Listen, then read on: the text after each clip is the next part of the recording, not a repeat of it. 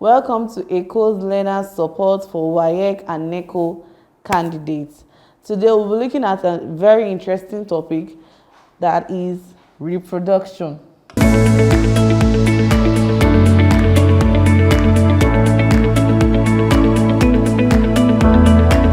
Eko Learners Support, a support program of the Lagos State Ministry of Basic and Secondary Education for WAEC and NECO candidates.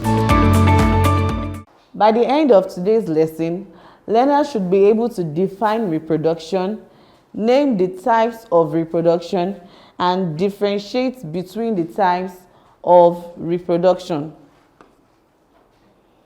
What is reproduction? Reproduction is the ability of a living organism to give rise to an individual of the same species. Please, emphasis on the same species. That means a dog would give birth to a dog, a cat will give birth to a cat. Please take note of the same species. So the purpose of reproduction is to ensure the continuity of life. We are moving on to the types of reproduction. There are two main types of reproduction. These are the asexual reproduction and sexual reproduction. In sexual reproduction, there is the fusion or joining of the male and female gametes. Gametes means sex cells. Gametes, it means sex cells from different individuals to form a zygote, which later develops into an embryo or organism. Looking at this diagram, the male sex cell, which is the sperm, and the female sex cell, which is the egg, when they come together, that's the fusion, means coming together. They form what we call a zygote. They form what we call a zygote. Then this zygote later develops into an embryo, and the embryo develops into a baby. The other type of reproduction that we have is the asexual reproduction. In this reproduction, new organisms are produced from a single parent without the production of gametes. This means that in asexual reproduction, there is no male and female sex cell. The offsprings are mostly, or they are called clones, because they are the same. There is no fertilization. There is no exchange of genetic material that will make them different from their parents. Examples of organisms that undergo such asexual reproduction, we have amoeba, paramecium, hydra, and many more. Now, we want to look at the differences between sexual and asexual reproduction.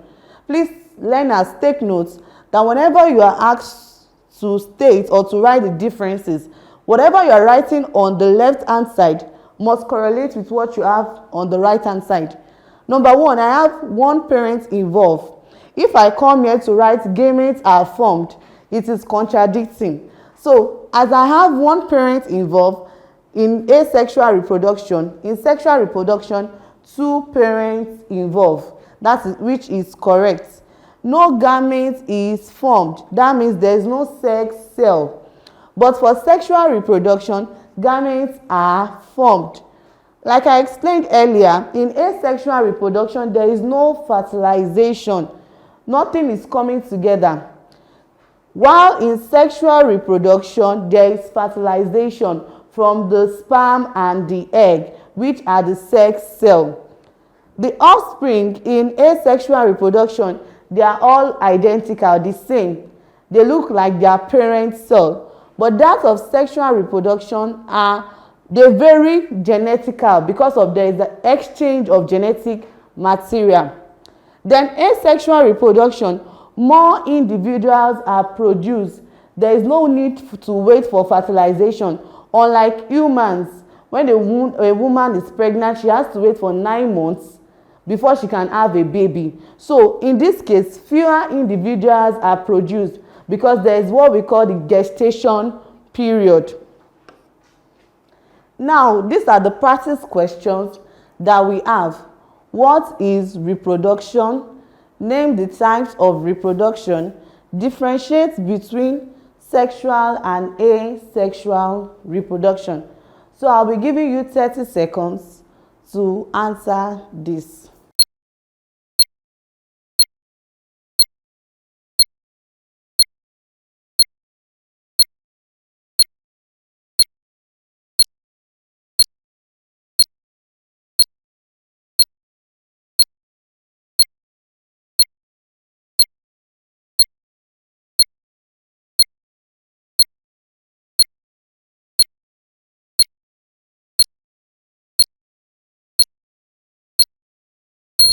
All right, so let's do it together. What is reproduction? Is the ability of organisms to give rise to new individuals of the same species.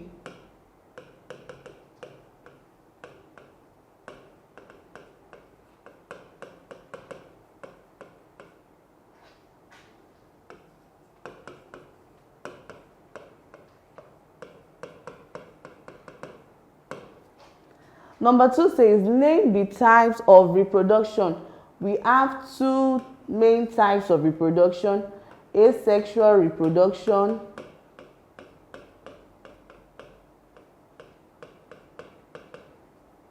and sexual reproduction.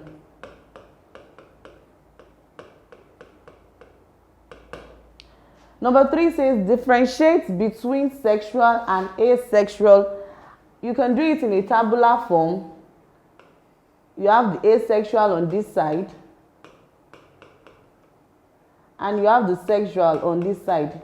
Please take note, do not forget that whatever you're writing on this side must correlate with what you have on this side. Number 1, we are just going to be looking at few. Single parents involved or one parent.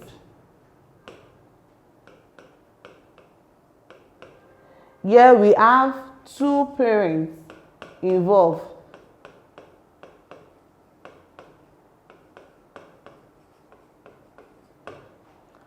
Number 2, fertilization do not occur in asexual reproduction because it's the parent cell that gives rise to the offspring do not occur. While in sexual reproduction, the male and the female gametes are coming together, so fertilization will occur.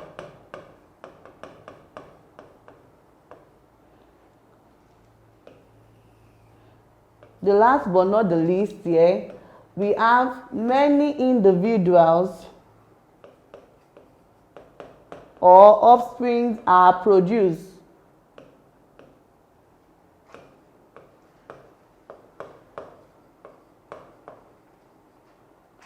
Here for the sexual reproduction, we have fewer individuals are produced.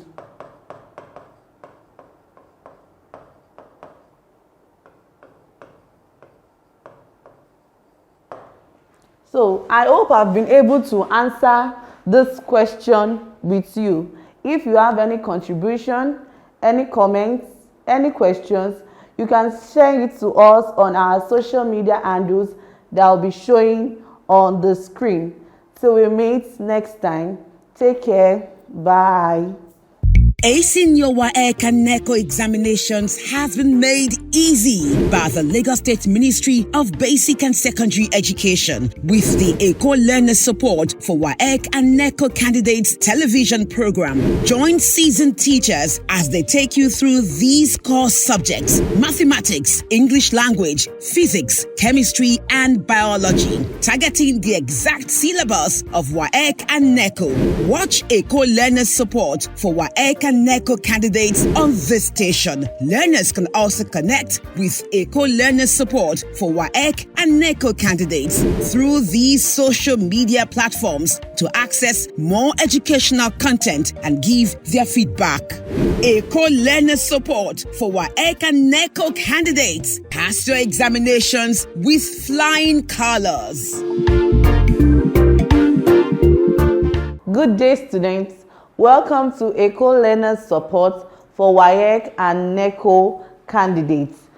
In our previous lesson, we discussed about components of mammalian skeleton. We talked about the basal skeleton, but today we'll be looking at the appendicular skeleton.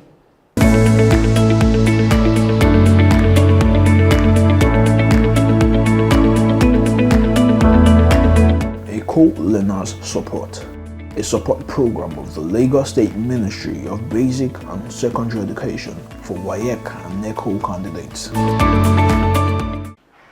Components of mammalian skeleton is divided into two. We have the basal skeleton, which consists of the skull, vertebral column, and ribs.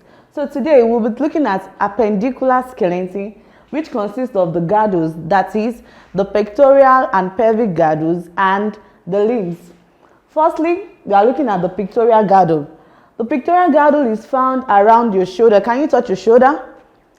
Shoulder in a man, the pectoral girdle is found around this place, the shoulder.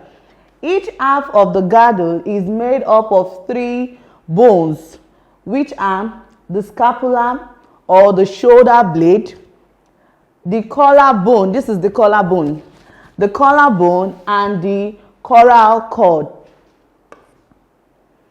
This is an image of the pectoral girdle.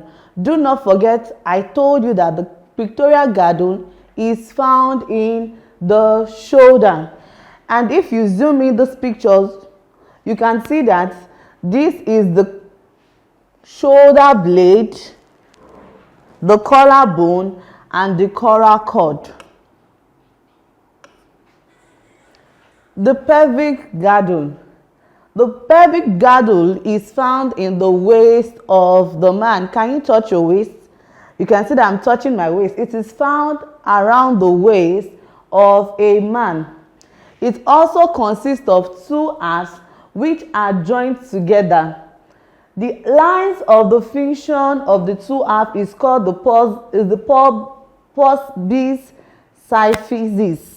You can see this diagram. We have the pus symphysis, which is here, and each half is called innominate bone. The half is made up of three bones, which are the ilium, ischium, and pubis. This is the ilium, this is the ischium, and this is the pubis. Now, this is another bone of the appendicular skeleton, which is the limbs. The limbs is made up of the forelimbs and the hind limbs. When we are talking of the forelimbs, we mean the bones of the hands. And when we are talking of the hind limbs, we are talking of the bones of the leg.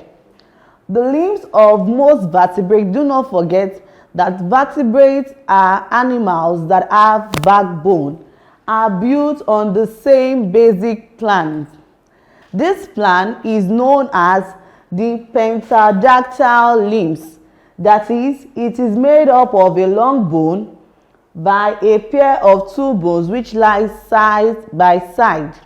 In essence, what are we saying? That this pentadactyl limbs is where the bones of the hand and the bones of the leg are built. Pental, 1, 2, 3, 4, 5. Pentadactyl limbs. On these limbs is where the bones of the hands and the bones of the leg are built. The forelimbs, which is the hand bone. Example of animals or mammals that have these limbs is the rabbit. It is made up of the upper bone, and the longest bone here is the humerus. Then we also have the ulna and the radius, which these are the bones of the forelimbs. humerus, ulna, and radius. The in-limb consists of the femur bone, which is the longest and strongest bone in the body. This bone carries the weight of the body. Another bone in the in-limbs, which is the leg limb, which is on the leg, or which is found on the leg, is the fibula and the tibia. Now we have some practice questions for you to do. Number 1 says, name the major bones of the appendicular skeleton. Number 2, what are pentadactyl limbs? Number 3, name the bones of the forelimbs.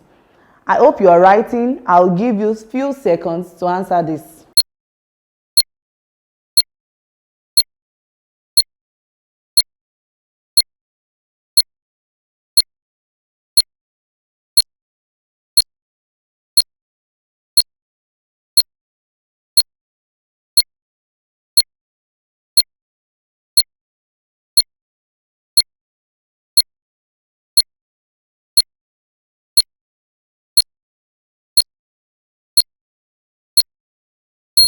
Okay, students, let's do it together.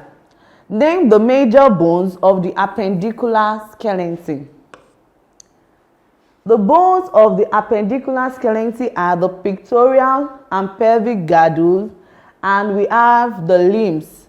Then the limbs are furtherly divided into two. We have the forelimbs and we have the hind limbs. Number 2 question says, what are pentadactyl limbs? Pentadactyl limbs are the limbs consisting of what? A basic plan of 5 digits, in which the bones of the arm and the bones of the leg are the same. Number 3, name the bones of the forelimbs. The bones of the forelimbs are the ulna, radius, and humerus. I hope you've learned something in today's lesson. If you have any questions, contributions, comments, you can share on or via our social media handles that will be showing on the screen. Till we meet again, bye.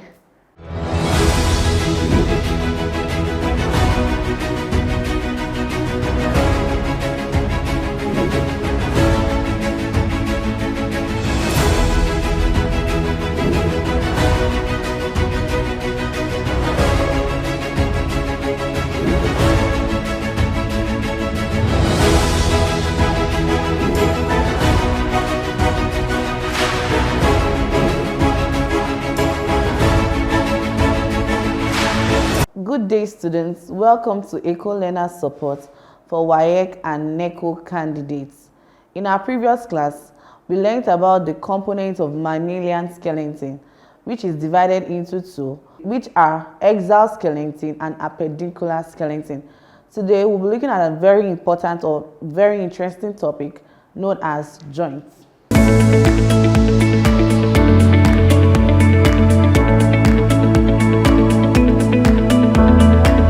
Eko Learners Support, a support program of the Lagos State Ministry of Basic and Secondary Education for WAEC and NECO candidates. Joint is a place or point or region where two bones meet or articulate. The main function of the joint is to allow movement. So, this is the structure of the joints. These are the two bones, bone 1, bone 2. They are meeting here, and the joints are held together by what we call ligament. Ligament holds the joints together.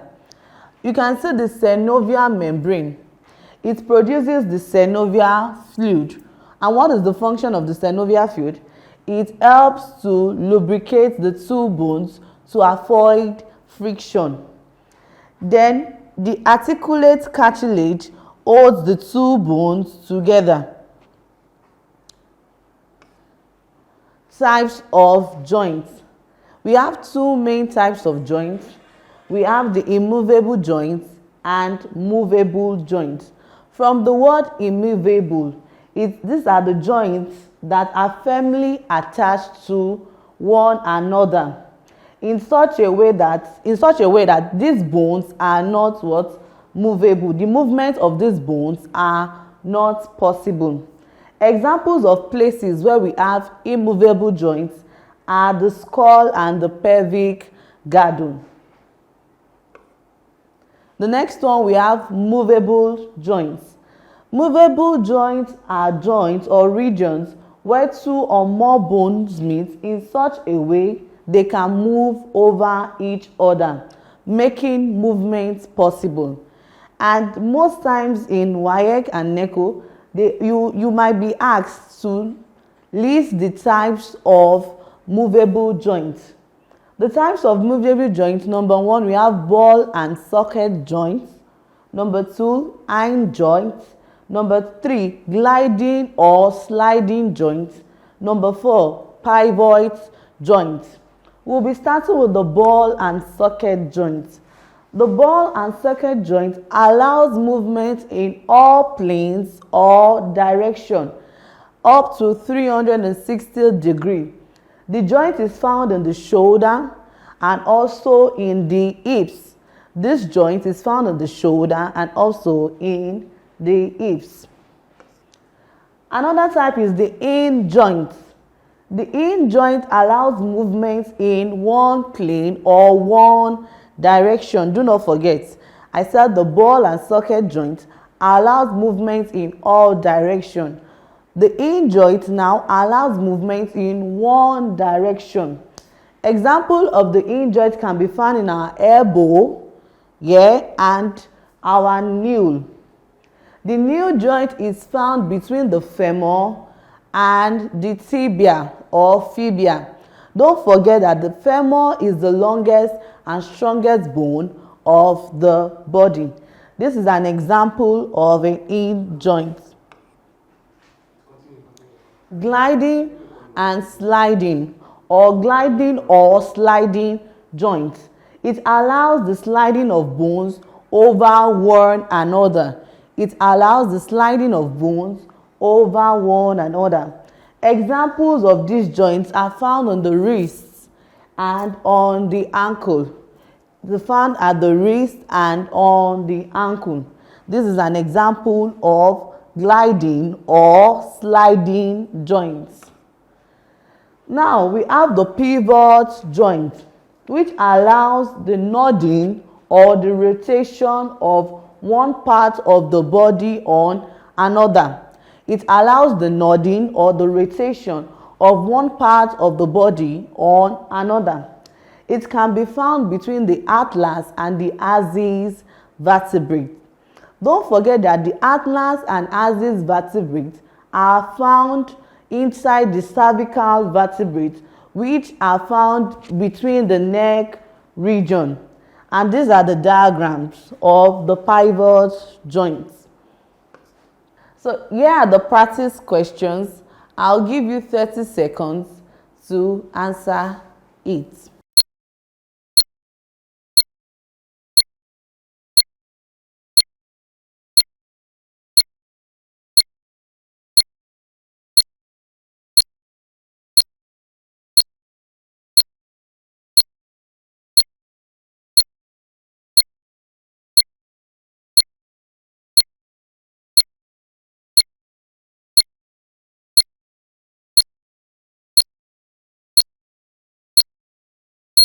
I hope you've written or penned down something. So let's do this together. What is a joint?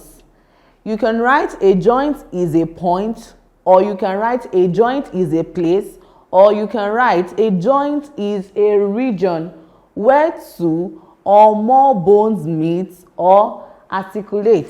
If you've written that, you are correct. Number 2 question says, name the various types of movable joints and where they can be found. Don't forget, you were taught that we have 2 types of joints or 2 major types of joints, which are movable joints and immovable joints. So today we'll be looking at the question says 2 various types of movable joints and where they can be found. Number one type of movable joint is the ball and socket, and they can be found in the shoulder and in the hip joints. Number two, we have the hinge joints, which can be found at the elbow and on the knee joints. Number three, we have the gliding or sliding joints that can be found on the wrist or on the ankle. Number four, we have the pivot joints, which is found between the atlas and the axis vertebrates. And I said that both the atlas and axis vertebrates are found in the cervical vertebrae, which are found in the neck region. I hope you've learned something from today's class. If you have any questions, contributions, comments, you can send it via our social media handle that will be displayed on the screen. Till we meet again, bye.